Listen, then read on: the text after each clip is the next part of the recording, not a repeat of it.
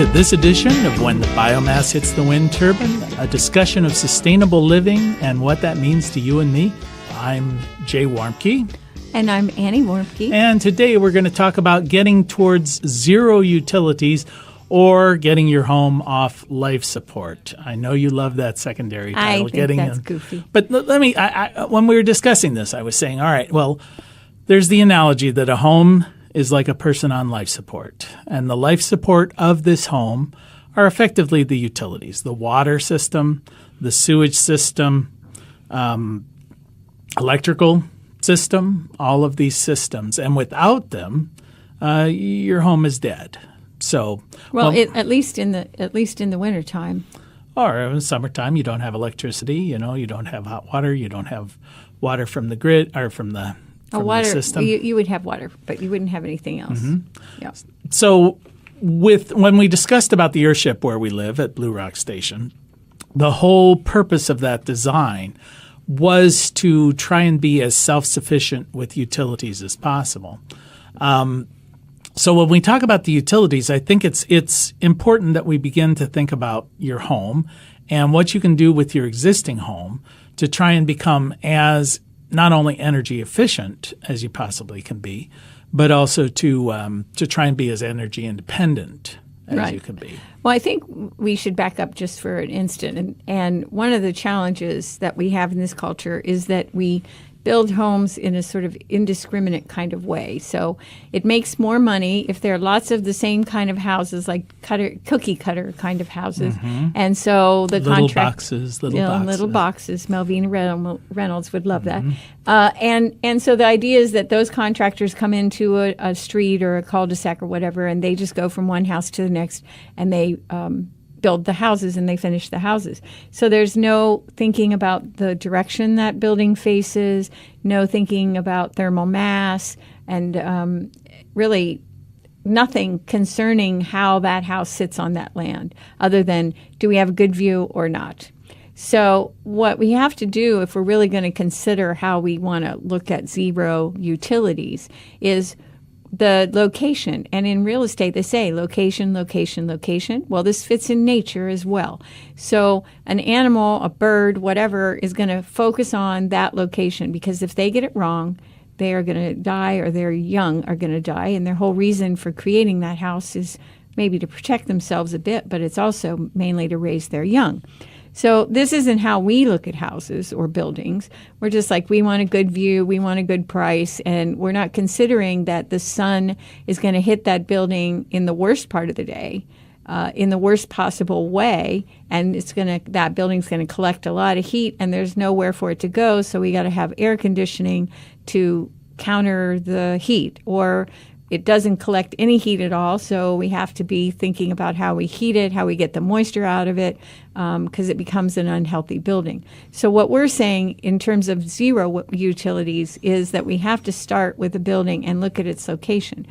We also believe strongly that we need to be looking at the existing buildings instead of saying, let's build more new buildings. All right, so we have millions of places in this country where people could live and they're just sitting unoccupied because they're homes that were not built under a system that looks at the reality of starting with thermal mass and passive solar. Or they may be built in a location that is, for whatever reason, considered not as desirable, whether there are no jobs there or the buildings have not been well maintained or the infrastructure of the city has not been well maintained.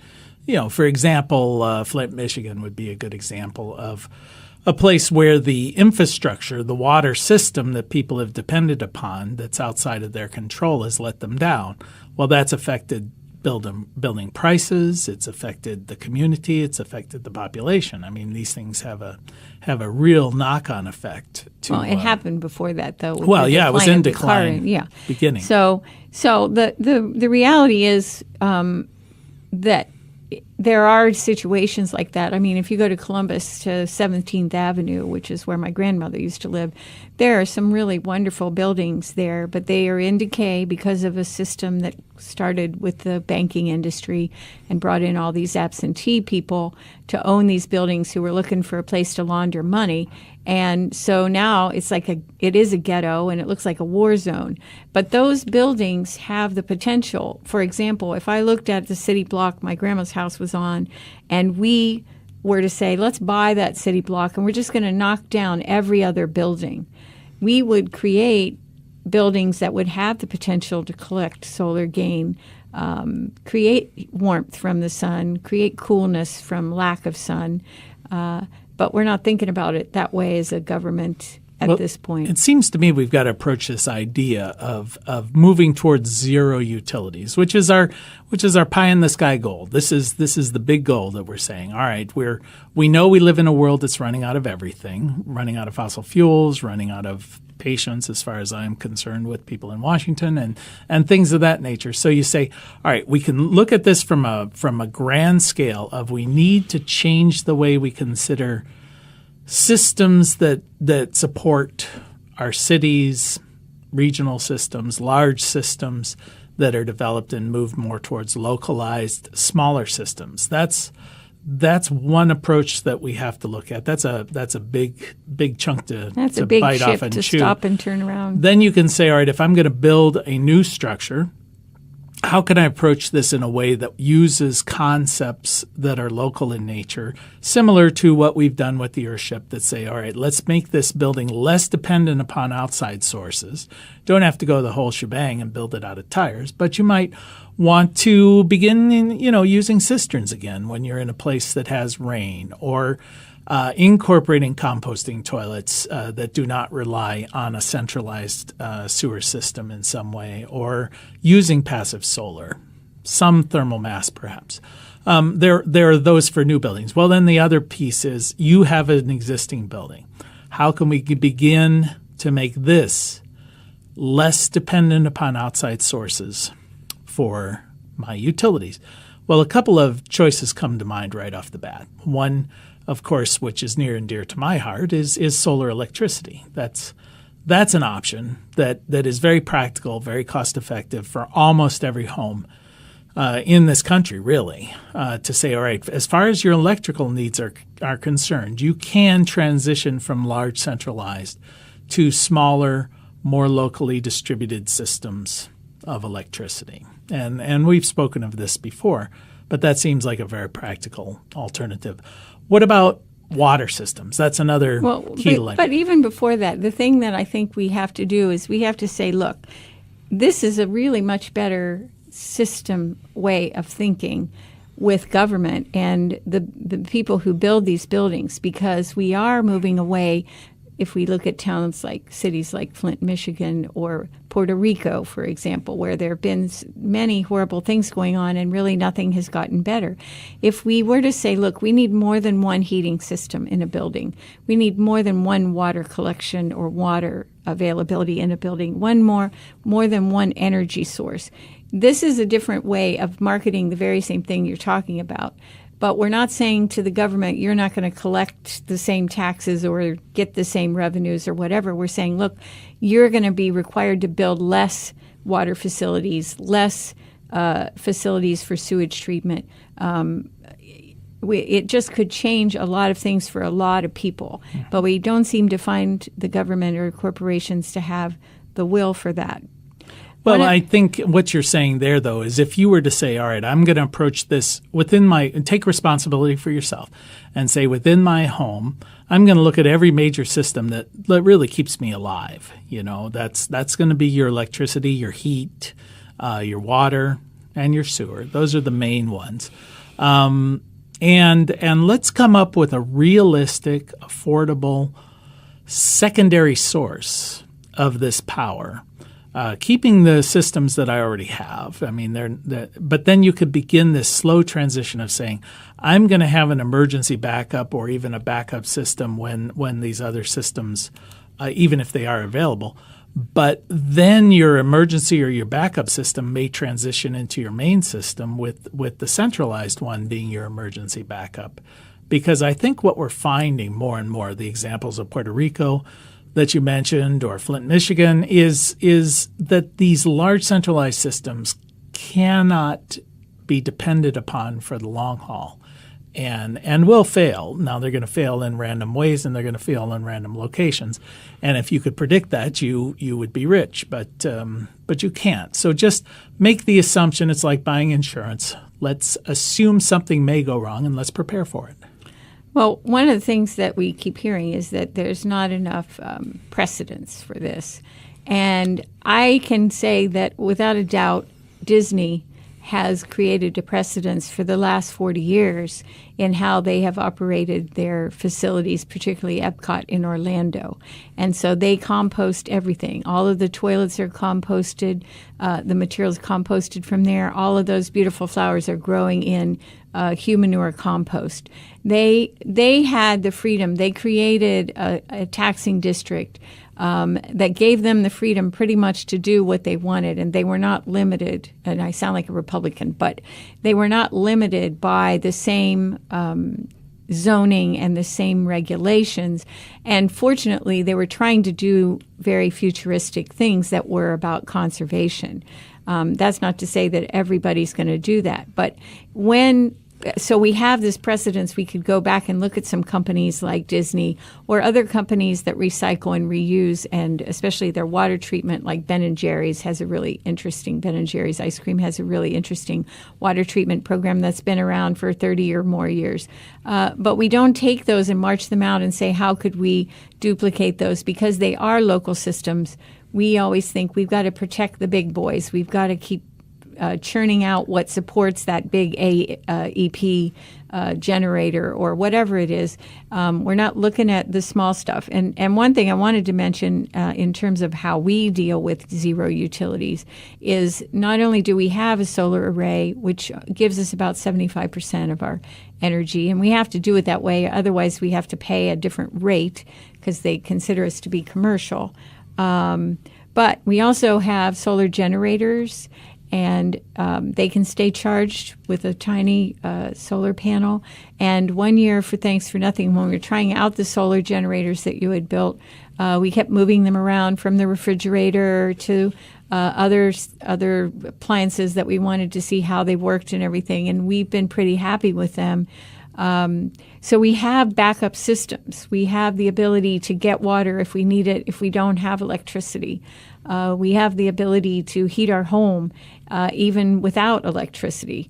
We have the ability to pretty much take care of everything if there was no energy available. And this is where we have to be thinking at this point, because the hot days of summer are getting hotter and the cold days of winter are getting colder, and water has become a big issue in a lot of places, not just in areas where it's contaminated, which it is contaminated in a lot of places, but also there's too much or not enough.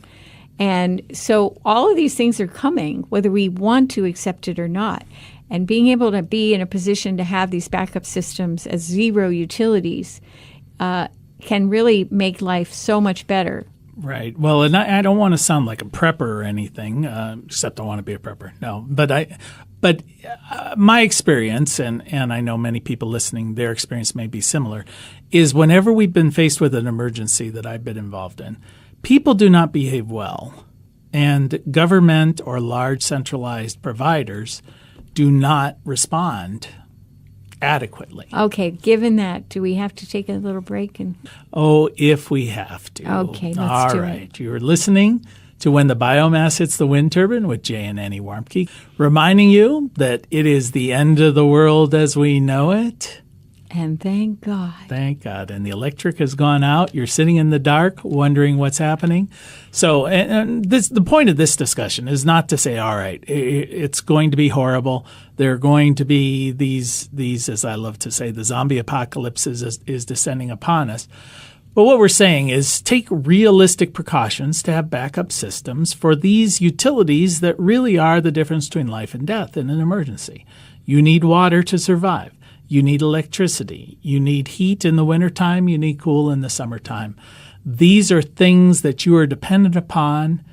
You know that you could not rely on outside sources to make sure that you're always given these. So why nobody's not? showing up. That's for sure. And we see it again and again. And so let's simply try and create our habitats in such a way that there is a greater assurance that these systems will not be interrupted. Well, one of the challenges, too, is that this takes some revenue and it takes some planning, and maybe lots of us don't have those as options. But we do have neighbors, we do have family, and people can work together on these things. Even if I say, all right, we can't all afford to have a backup system, but maybe one person's house is bigger or better or more insulated, so everybody would work together to figure out how could we have this as our emergency place to go to if it's too hot or too cold. You should probably let your neighbor know that you're planning on using their living room as your emergency bunker in case of a problem. Let's go to the Rowensteins. Yes, they probably have. Oh, they won't mind. We'll just sleep in their living room. So, all right. So, yeah, a little bit of planning ahead of time. All right. Well, I think it's a little more than that. But anyway, because I see, sometimes we're driving along and I see these people's houses and I think, how in the world are they living in them in the weather that we have?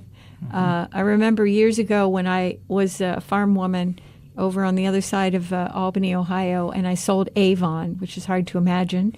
And some of the homes that I went to that were on the route that I took over just amazed me. People who were still burning coal, and granted, this was before dirt was invented, so it's a long time ago. But you could look through the walls. My first mother-in-law, the snow would blow in the bedroom. They had a big house, a nice big farmhouse. So what you're saying is, of course, one of the very first ways is to make your homes as efficient as possible, given the systems that you have. Okay, that's the low-hanging fruit. Let's go towards insulating, fixing your windows, putting plastic over the windows if you have to, those kind of things. I mean, we know people in the wintertime who block off portions of their house. Like us? Like us? No, not intentionally. It's just snow drifts coming in through the no. But one thing I wanted to say is, like with the tiny house project we've been working on at Blue Rock Station, we decided that we would not use conventional insulation. We don't. First of all, the cotton insulation, we don't know who's producing that. It may be 5-year-old children in Egypt, which is apparently the case for lots of cotton coming out of Egypt, or it might just have chemicals in it. So we decided we were going to use what we know how to do, and so we've been creating this hay, cob-coated, so earthen, mud-coated hay that we ram down into the wall cavities between the two-by-fours. And the R factor is pretty good. And then we also experimented with making some blocks that are sort of like small cement blocks, but they're much lighter. And we're interested to see how that's going to work. Now, all we're doing is filling in space, but we're trying to fill in space in a way that uses what we have and also creates a good insulation. I'm sure that wouldn't pass in Clintonville, Ohio, and maybe it won't pass where we live, but it doesn't make sense why it wouldn't, because it's flame retardant. It can't get oxygen, so it can't burn, and it's a good insulation. All right. Well, and that's getting way out there as far as once we you are get way into out there. Yeah, well, and I know that. Way out there. That's right, extremists. But that brings up the point. The whole concept of tiny house is about limiting your footprint. And if you have 50,000 or 100,000 or 150,000, well, a lot of these people spend way too much on it, and our project is one that is trying to do this on the cheap. But you say frugal on the frugal. That doesn't sound as good. So anyway, we say, all right, if you are designing from scratch, why not design redundant systems and make them as sustainable? Redundant system? Redundant, like I have 2 sources of water. I have 2 sources for my sewage. I have multiple sources for my electricity. All of these things that if one fails, you have a backup. And just let me say, anybody can have a human or a bucket. You can find a 5-gallon bucket just about anywhere, and you can find sawdust or wood chips just about anywhere, or you could shred newspaper to make yourself a humidor bucket if you don't have proper sewage. And then you just want to have some place where you can put it so it can decompose properly, and it's perfectly good compost. Your neighbor's living room would be an example. I think when you're what did you call them? The Rowensteins? The Rowensteins. We're coming to stay, and we brought you a gift. Here you are. Some future compost. That's right. I couldn't find flowers, but soon they will be flowers. All right. So if we talk about other than the Rowensteins, we have. Do we know anybody named Rowenstein? I've never heard that name. Thank God. All right. So we've talked about some water systems. Now, amazingly, water falls out of the sky in most places where people live. Although water can fall out of the ceiling too, believe me. Let's hope not. So you have cisterns. That's a viable option. You have rain barrels. If you're talking about emergency backup water, a rain barrel is not such a bad thing to have 55 gallons of water that is available in emergency. You'd need to have some way of filtering it. Well, maybe like not that. If you had a lid on it so mosquito larvae don't get in. It's probably perfectly but clean. Even just a Brita, one of those passive Brita, water filters. So even something as basic as that is say, all right, if the water went out right now, what would I do? Well, most people's reaction in our modern society, let's drive down to Kroger's, let's buy this silly bottled water. But then you're no matter how fast you do it, you're the last one there.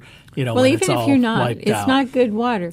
But here's the thing that you're talking about, and this is what we've been talking about in every show, and that is you got to have a plan. So who in their right mind is going to wait until the storm is coming to have a plan?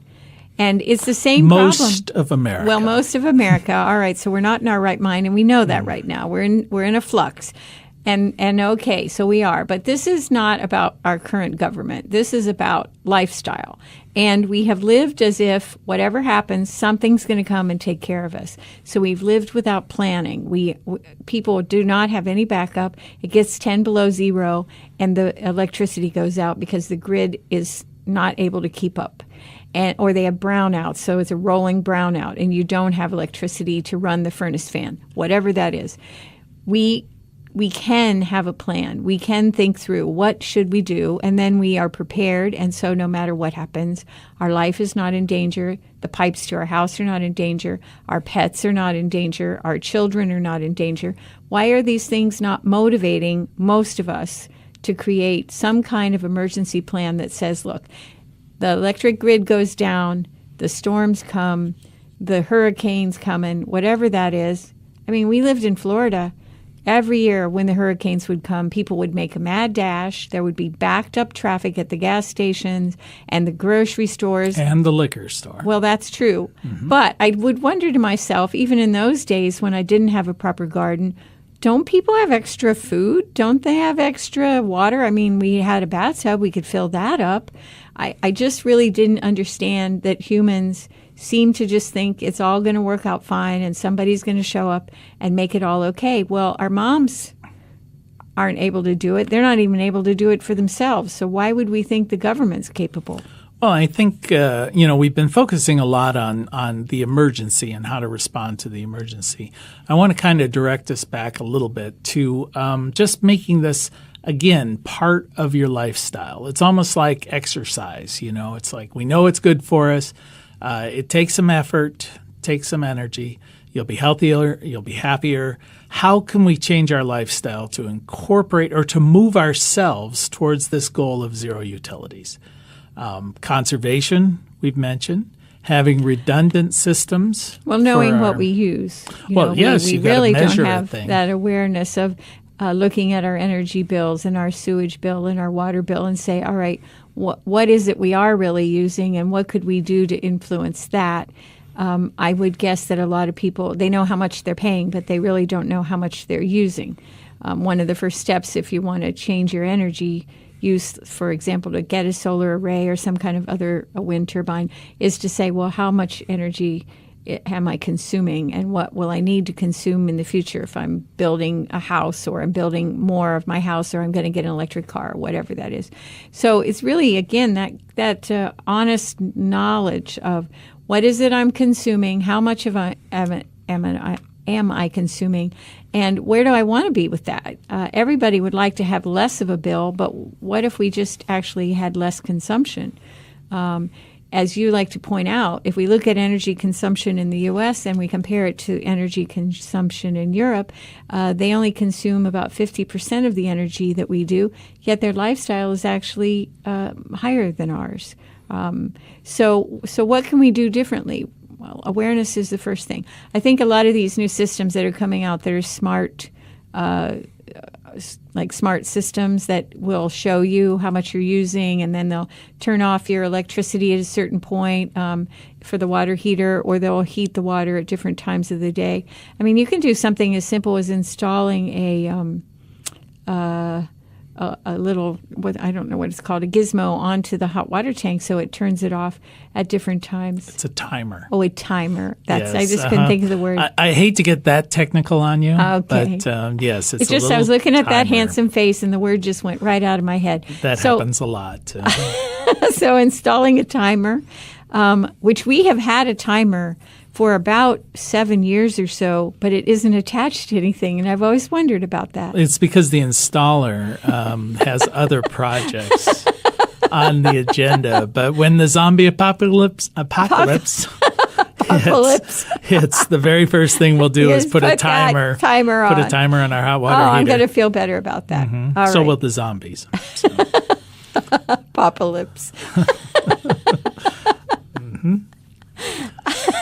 Sorry.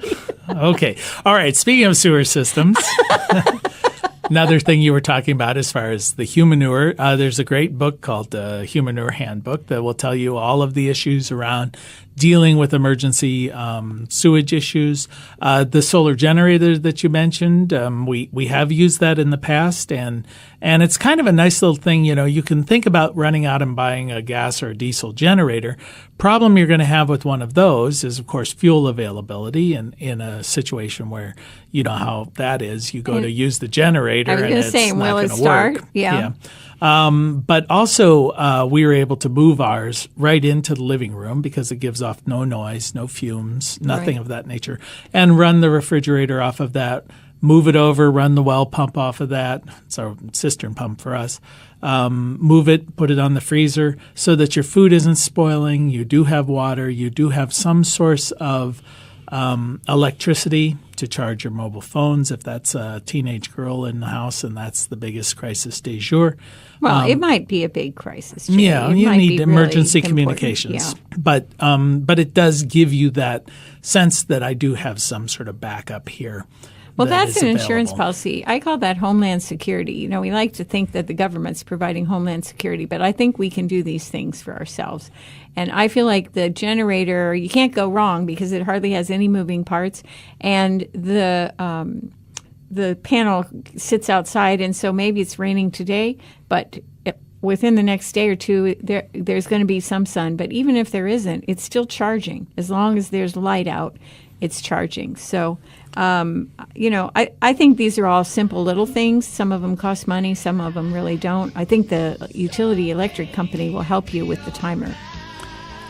All right. Well, you have been listening to When the Biomass Hits the Wind Turbine with Jay and Annie Warmke. Thanks for spending a bit of time with us. And as your grandmother probably told you, the secret to a happy and sustainable life is Play nice with others, clean up your own mess, and eat your vegetables. The children will be here.